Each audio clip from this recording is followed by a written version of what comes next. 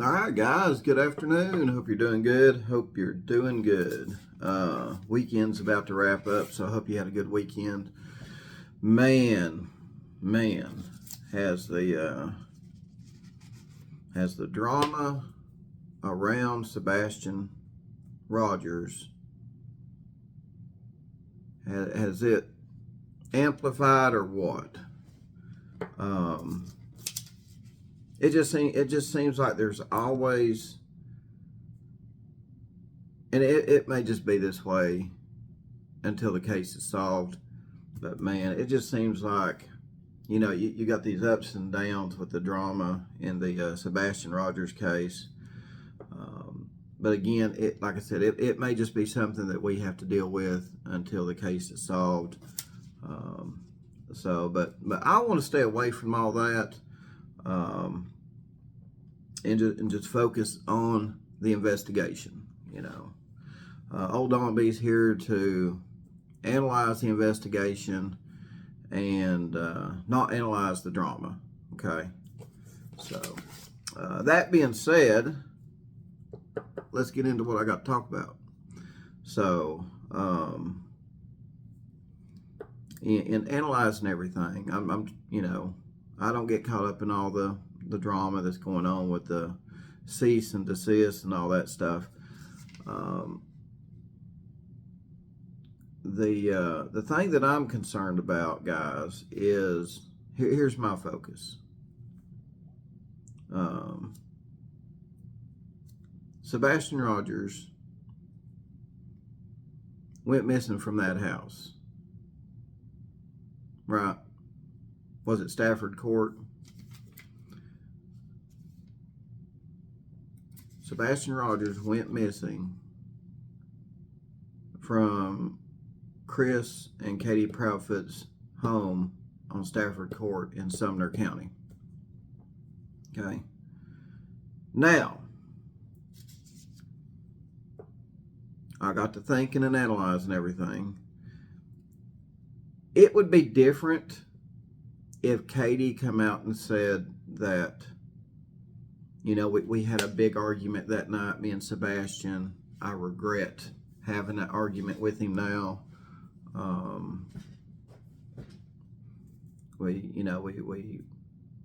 Basically they wasn't getting along or whatever. Sebastian went to bed that night, woke up next morning, he's gone. I could see in that scenario maybe where he would have ran off, right?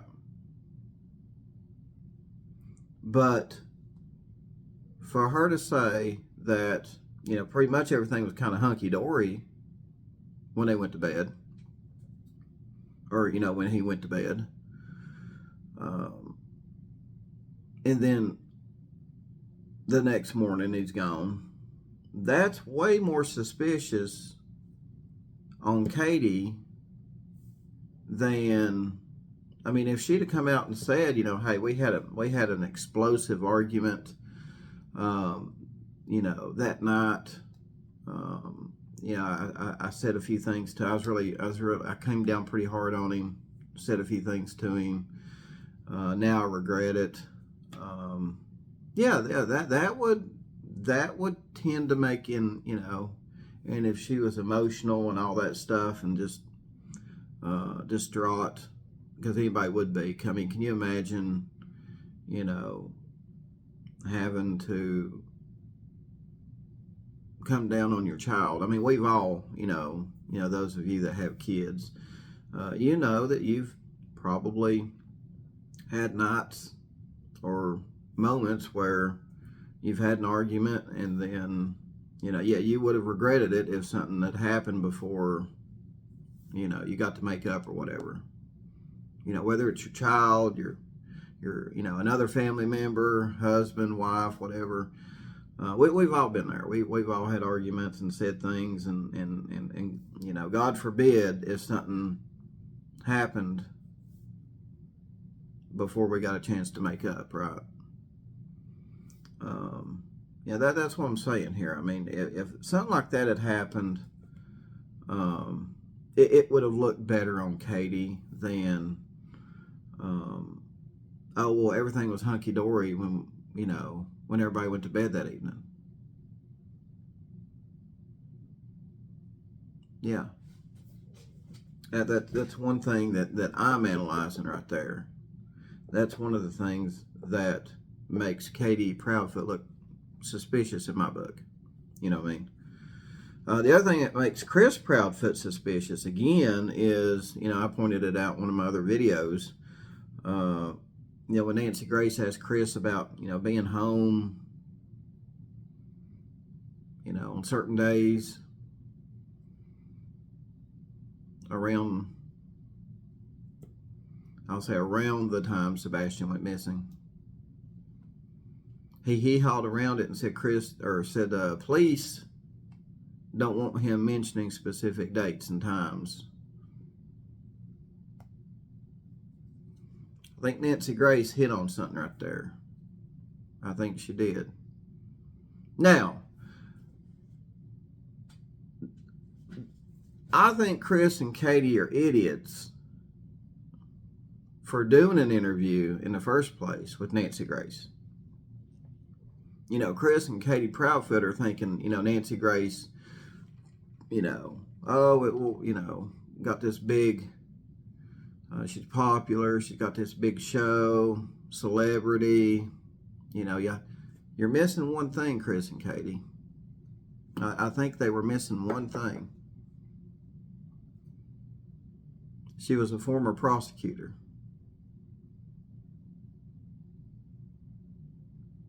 And being a former prosecutor, they can ask questions.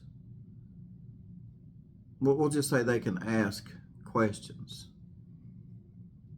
And the response to one of those questions that she asked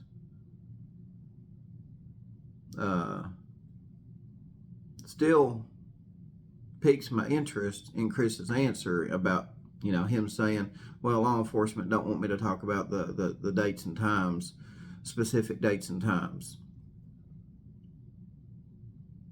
Dude, y'all shouldn't have, you should have scheduled an interview with Maury Povich or something like that. Phil Donahue. You should have, it's too late now. They done it. All the questions and answers, they've been out there for a long time now. The Nancy Grace interviews come and gone. The questions and answers are on the internet forever and forever to be analyzed. And that one response Chris Proudfoot gave Nancy Grace on the dates and times, the police not wanting him to be specific on those, that really, really sticks out to me, guys. That really sticks out to me. I think there's something there with that. Obviously there is. Either Chris is lying or, if he ain't lying, right? If he ain't lying, what's the police on to? Right?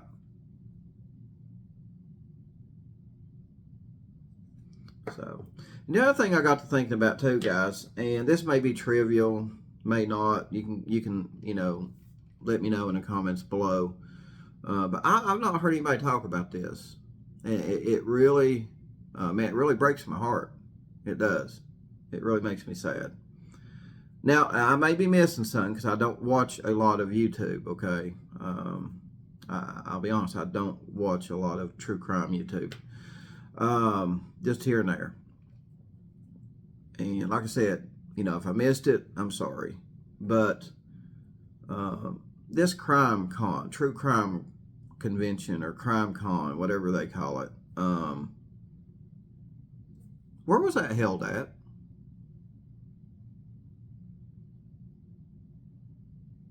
Was that held in Nashville? Where's Sebastian Rogers missing from? Ain't he missing from a Nashville suburb? Sebastian Rogers. Ain't it a high profile case? with a lot of media attention? Well, Nancy Grace. Was Sebastian Rogers even mentioned at CrimeCon? I looked at it a little bit. I know they talked about Gabby Petito, Libby and Gabby, I believe, a few others. Was Sebastian Rogers, and this is in his backyard. This is in Sebastian's backyard, guys. Was Sebastian Rogers even mentioned? Let me know. Because if he wasn't, I'm very disappointed. I have to say, I'm very, very disappointed to have something that big in Sebastian's backyard and not shit said about him. That right there would piss me off. That right there would piss me off. But anyway, guys, hope you have a good weekend. And again, let me know if they did. I mean, if they did, you know, my apologies. But I got to thinking about that. I'm like, they had CrimeCon right there, I believe, if it was in Nashville. That's right in Sebastian's backyard. And for them not to mention a word about him. Right. Sad. Very sad. Anyway, guys, let me know in the comments below what you think. Get down there and tell me hi. You know, let me know if there's anything you want me to cover. There's a lot of stuff that I'm looking at. A lot of stuff going on. A lot of stuff going on, guys. And I still got to get out to that dumping grounds and do a search. I'm trying. Let me know. Do y'all want me to go live when I'm out there doing it, or do you want me to just record it and upload it like a regular video? So let me know what you want me to do on that. 'Cause, I mean, in a way, you know, if I do find something, it's live. You know, it's happening right there on the spot, you know, with you guys to experience it. But at the same time, you never know when you go to these places how good the reception's going to be, how good the live stream's going to be. You know, like at one time I went, you know, up to the dam looking for evidence in Summer Wells' case. You know, out there in the open, up on an elevated, you know, I'm at a TVA dam, had one bar, and then I go to this, I go to the Greenbelt down near Eastman, right, and I go underground in a tunnel underground. I have almost 5 full bars. Can't explain it, guys. Can't explain it. So anyway, let me know what you think. Should I go live when I go to the dumping grounds? Should I just record it? Now I will tell you, if I do go out there and you want me to go live or whatever, and the signal's just shoddy, I'm just going to record it and upload it. You know, if I find anything and something, you know, if I find anything and something happens, it'll just have to be, you know, uploaded if I don't have a good signal. So, I mean, why watch anything if you ain't got, you know, if you can't watch it? I mean, if it's all snowy and grainy and, you know, pixelated, why watch it? You know what I mean? So, anyway, guys, let me know what you think in the comments below, and see you on the next video.